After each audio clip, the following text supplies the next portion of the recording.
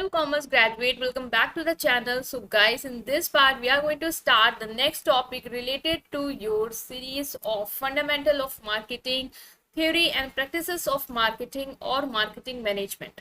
Right, so in this part we are going to start next topic.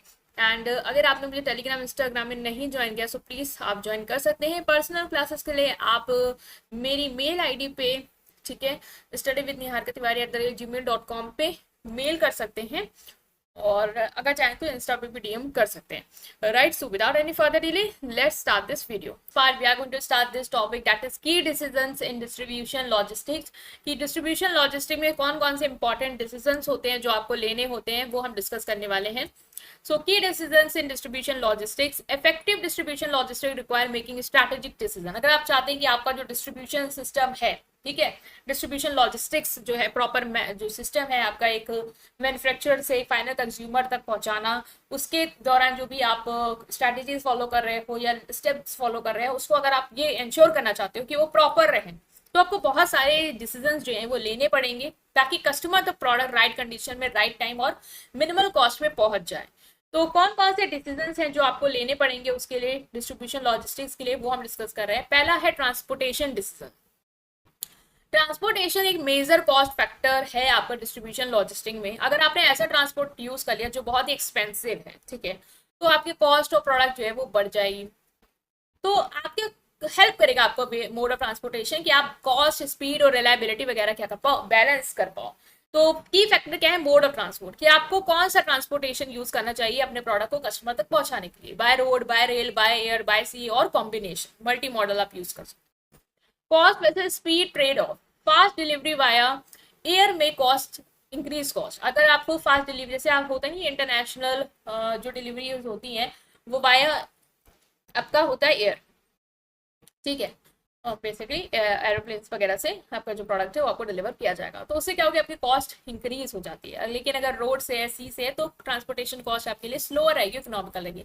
तो आपको देखना है कि कौन सा आपको ट्रांसपोर्टेशन डिसीजन लेना चाहिए जिससे आपकी कॉस्ट भी ना बढ़े और आप कस्टमर को टाइमली गुड्स जो है वो डिलीवर भी कर दो. रूट प्लानिंग, आपको रूट प्लानिंग भी करनी पड़ेगी जिससे आपका फ्यूल कंजप्शन कम हो जाए और डिलीवरी टाइम पे हो जाए. मतलब कि किस रूट से अगर आप चले गए, आपका प्रोडक्ट चला गया तो वो जल्दी भी पहुंच जाएगा और कॉस्ट भी कम आएगी. अब लॉन्ग रूट ना सेलेक्ट करके शॉर्ट रूट, तो वो भी आपको पूरा प्लान करना पड़ेगा कि कस्टमर लखनऊ में बैठा है तो उसको कौन से रूट से हम अपना प्रोडक्ट बेचे जिससे हमारा कॉस्ट भी कम हो जाए और हमारा फ्यूल भी इतना लगे. Carrier selection, choosing reliable carrier ensures on time delivery and minimize damage.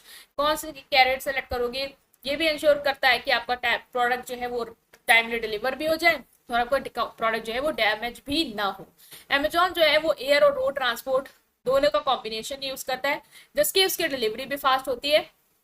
लेकिन जो वॉलमार्ट है वो रिलाई करता है सबसे ज्यादा रोड ट्रांसपोर्टेशन पे जिससे वो कॉस्ट एफिशिएंसी भी कर पाता है. तो ये हमने देखा कि अमेजोन जो है वो कॉस्ट मतलब बढ़ भी रही है, एयर के थ्रू जा रहा है तो भी ठीक है लेकिन फास्ट हो जाएगी. रोड को भी यूज कर रहा है, कॉम्बिनेशन भी यूज कर रहा है कि रोड के थ्रू हमारा जो प्रोडक्ट है वो टाइमली पहुंच भी जाएगा और उसकी कॉस्ट भी उतनी नहीं आएगी जितना बाय एयर आएगी. तो ये आपके ट्रांसपोर्टेशन डिसीजन है जो आपको लेने होंगे. ये आपको अपने लेवल ऑफ बिजनेस पे सोचना पड़ेगा कि कैसे आप अपने प्रोडक्ट को पहुंचा सकते हो कस्टमर तक और कौन सा रूट सेलेक्ट कर सकते हो जिससे आपका ट्रांसपोर्टेशन की उतनी कॉस्ट भी ना पड़े और टाइमली जो प्रोडक्ट है वो कस्टमर तक पहुंच जाए. नेक्स्ट है warehouse decision. Warehousing decision भी होते हैं. Warehousing decisions means warehousing help store products before they are delivered to customers. Proper location and management of warehouse reduce delivery time and cost. Warehouse basically क्या होते हैं, ये area होते हैं जहाँ पे आपके प्रोडक्ट को स्टोर किया जाता है उससे पहले कि वो कस्टमर तक डिलीवर किया जाए. अगर जहाँ पे भी आपके कस्टमर है वहां पे प्रॉपर एक एक लोकेशन पे, थोड़े थोड़े लोकेशन पे अगर आपके वेयर हाउस सेटअप है तो कस्टमर तक वेयर हाउस से प्रोडक्ट आने में उतना पेट्रोल भी नहीं लगेगा क्योंकि वो टाइमली भी पहुंच जाएगा और कॉस्ट भी उतनी नहीं आएगी क्योंकि आपने मोस्ट ऑफ द एरिया में अपने वेयर हाउस स्ट्रैटेजिकली प्लान करके बना रखे हैं. तो लोकेशन वेयर हाउस की ऐसी होनी चाहिए कि closer to customer hub for faster delivery, कि कस्टमर जहाँ पे आपके हैं वहां पे उसके नजदीकी वेयर हाउस हो जिससे वो फास्टेड डिलीवरी भी हो जाए, कस्टमर तक प्रोडक्ट जल्दी पहुंच भी जाए. नंबर ऑफ वेयर हाउसेस, अगर आपके वेयर हाउसेस ज्यादा हैं, ठीक है, तो आपकी डिलीवरी स्पीड बढ़ जाती है और आपका फिक्स कॉस्ट भी इंक्रीज होता है. ठीक है, आपके ज्यादा warehouses of course fix cost increase हो गई, आपको उसको मेंटेन करने वगैरह का चार्जेस तो बढ़ेगा ही, बट इसके साथ ही साथ कस्टमर जो है उनके आसपास है तो जल्दी से प्रोडक्ट भी कस्टमर तक पहुंच जाएगा। टाइप ऑफ वेयर हाउसिंग, आप कैसा वेयर हाउस यूज करना चाहते हो, ऑटोमेटेड या मैनुअल, लोग उसको कर रहे हैं या मशीन्स के थ्रू ऑटोमेटेड है कि मशीन्स उसको रन कर रही है, रोबोट उसको रन कर रहे हैं, तो कौन सा आप यूज करना चाह रहे हो। Temperature control for perishable products, जैसे गुड्स हैं तो उनके लिए आपका जो वेयर हाउस है वो बेसिकली एसी वाला है, ठीक है, ताकि वो खराब ना हो। तो कौन सा वेयर हाउस यूज कर रहे हो ये भी आपको डिसीजन लेना पड़ता है। Inventory storage, efficient use of warehouse space, reduce holding cost, अगर आपका वेयर हाउस की स्पेस जो है वो आपने प्रॉपरली यूज की है तो ज्यादा प्रोडक्ट उस जगह में आ जाएगा, तो आपकी जो होल्डिंग कॉस्ट है वो भी कम हो जाएगी। जैसे फ्लिपकार्ट का बहुत सारे वेयर हाउस है पूरे इंडिया में, ये इंश्योर करते हैं कि क्विक डिलीवरी हो जाए उन जगह पे जहाँ पे आपके कस्टमर हैं और रिमोट एरियाज में। इन्वेंट्री मैनेजमेंट डिसीजन आपको करना पड़ेगा कि जो भी इन्वेंट्री आप उसको कैसे मैनेज करोगे ताकि कस्टमर तक जो गुड्स हैं वो टाइमली पहुंच भी जाए और आपका जो कस्टमर है उसकी डिमांड को भी सेटिस्फाई कर ले और ओवर स्टॉकिंग की सिचुएशन भी ना आए और आउट स्टॉक भी ना हो, मतलब कि स्टॉक आउट भी ना हो। ऐसा भी ना हो कि आपने इन्वेंट्री को चेक किया नहीं और जो सामान है वो मंगाते ही जा रहे हैं, उसको वेयर हाउस में एकदम भर दिया है और कस्टमर की डिमांड उतनी है ही नहीं, तो आपने ओवर स्टॉक कर दिया, तो उसका सामान क्या होगा, एक्सपायर होगा, सड़ जाएगा। स्टॉक आउट हो गया मतलब कि कस्टमर की डिमांड है और आपने देखा भी नहीं, इन्वेंट्री प्रॉपर मेंटेन नहीं करी और कस्टमर तक वो गुड्स जो है वो पहुंच भी नहीं पाए और आपको उससे नुकसान हो गया। तो ये भी डिसीजंस आपको लेने पड़ते हैं कि स्टॉक का लेवल क्या होगा, ठीक है, आपको ऑप्टिमल लेवल मेंटेन करना है जिससे ना तो एक्सेस में जाए ना तो शॉर्टेज हो।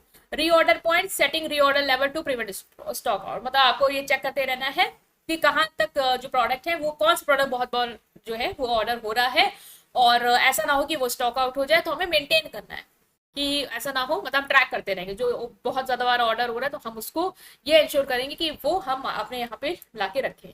सेफ्टी स्टॉक, हमें बफर स्टॉक रखना चाहिए कि अगर मान लो सडन डिमांड आ जाए तो हमें पास थोड़ा स्टॉक अवेलेबल है जिससे हम पूरा कर पाए।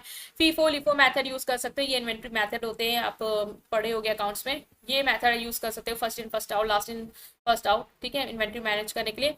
जैसे ज़ारा जो है वो लीन इन्वेंट्री मॉडल फॉलो करती है जिससे वो जो भी पॉपुलर प्रोडक्ट है जो ज़्यादा कस्टमर ऑर्डर कर रहे हैं उसको क्या करती है, री स्टॉक करती रहती है, मंगाती रहती है, रीस्टॉक करती रहती है जिससे स्टॉक आउट वाली सिचुएशन या ओवर स्टॉक वाली सिचुएशन ना आए। ऑर्डर प्रोसेसिंग डिसीजंस, आपको डिसीजन लेने होते हैं इसमें कि ऑर्डर को कैसे प्रोसेस करना है जिससे कस्टमर तक ऑर्डर टाइमली पहुंच भी जाए और अच्छी कंडीशन में पहुंचे। ऑटोमेशन, आप टेक्नोलॉजी यूज कर सकते हैं जिससे आपके ऑर्डर इजिली प्रोसेस होंगे मशीन्स के थ्रू। ऑर्डर एक्यूरेसी, इंश्योर करना कि करेक्ट प्रोडक्ट आप डिलीवर कर रहे हैं, ऐसा ना हो कि रॉन्ग प्रोडक्ट डिलीवर कर रहे हैं। ऑर्डर को ट्रैक करना कि कस्टमर तक ऑर्डर पहुंच रहा है नहीं पहुंच रहा है, कहाँ पे है।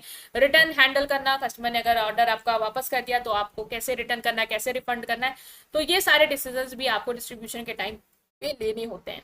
पैकेजिंग और हैंडलिंग डिसीजन लेने होते हैं कि प्रोडक्ट को कैसे पैकेज करना है, ये इंश्योर करना है कि पैकेजिंग प्रॉपर हो, जो भी प्रोडक्ट है जो डैमेज हो सकते हैं उनको अच्छे से प्रोटेक्ट करके रखें जिससे कस्टमर का सेटिस्फेक्शन इंप्रूव हो। प्रोटेक्टिव पैकेजिंग ये इंश्योर करती है कि प्रोडक्ट खराब ना हो जब आप वो ट्रैवल हो रहे हैं। इको फ्रेंडली पैकेजिंग आप यूज कर सकते हैं जो इन्वायरमेंट के लिए सेफ हो। हैंडलिंग प्रोसीजर, आपको एज स्टाफ को ट्रेन करना है कि जो भी प्रोडक्ट फ्रेजाइल है, पेरिशेबल, उनको केयरफुली आपको हैंडल करना है। कॉस्ट इफेक्टिव पैकेजिंग यूज कर सकते हो, ऐसी पैकेजिंग जो ज्यादा पैसे भी ना आपको लगे जिसकी वजह से, जैसे Apple uses premium eco friendly packaging to enhance customer experience by protecting the product. Apple क्या करता है, ऐसी ही पैकेजिंग यूज करता है जो इको फ्रेंडली भी है और प्रोडक्ट को प्रोटेक्ट भी करे। तो ये भी डिसीजन लेने कि आपको कैसी पैकेजिंग वगैरह करनी है। चैनल सिलेक्शन डिसीजन, हमने इससे पहले एक टॉपिक भी पढ़ा था कि आपको कौन कौन से फैक्टर्स हैं जो ये डिटरमाइन करेंगे कि आपको कौन सा चैनल सेलेक्ट करना है। तो चैनल सिलेक्शन डिसीजन भी आपको लेने होते हैं कि आपको डायरेक्ट या इनडायरेक्ट चैनल यूज करना है। डायरेक्ट चैनल यूज करोगे अपनी वेबसाइट ब्रांड के थ्रू, या इनडायरेक्ट रिटेलर होलसेलर के थ्रू सेल करोगे, ऑनलाइन करोगे, ऑफलाइन करोगे, मीन फिजिकल स्टोर के थ्रू या वेबसाइट ई कॉमर्स प्लेटफॉर्म के थ्रू। हाइब्रिड मॉडल, ऑनलाइन और ऑफलाइन दोनों मिक्स करके यूज करोगे ताकि प्रोडक्ट जो है वो आपका कस्टमर तक रीच कर जाए। तो कौन सा सेलेक्ट करना है चैनल, वो भी एक डिसीजन होता है जो आपको लेना होता है। जैसे नाइकी वो डायरेक्ट सेलिंग और इनडायरेक्ट सेलिंग यूज करता है जिससे वो ज्यादा से ज्यादा कस्टमर तक पहुंच पाता है। तो हमने यही कंक्लूड किया कि बहुत सारे डिसीजन है, चाहे वो इन्वेंट्री से रिलेटेड हो, वेयर हाउस से रिलेटेड हो, ट्रांसपोर्टेशन से हो, पैकेजिंग से हो, जो कि आपको लेने पड़ते हैं for smooth delivery and distribution of your product, right. और ये बहुत एसेंशियल होता है ताकि अपने कस्टमर को भी सेटिस्फाई कर पाओ और अपनी बिजनेस की भी रेपुटेशन को इंप्रूव कर पाओ, राइट गाइस। हमने इसको डिस्कस किया। स्टिल कोई भी डाउट उसे कमेंट सेक्शन में पूछेंगे, वीडियो को लाइक कर देंगे, ठीक है। और चैनल को सब्सक्राइब करना नहीं भूलेंगे। अपने फ्रेंड के साथ इस पूरी प्लेलिस्ट को जरूर शेयर करेंगे। Thank you.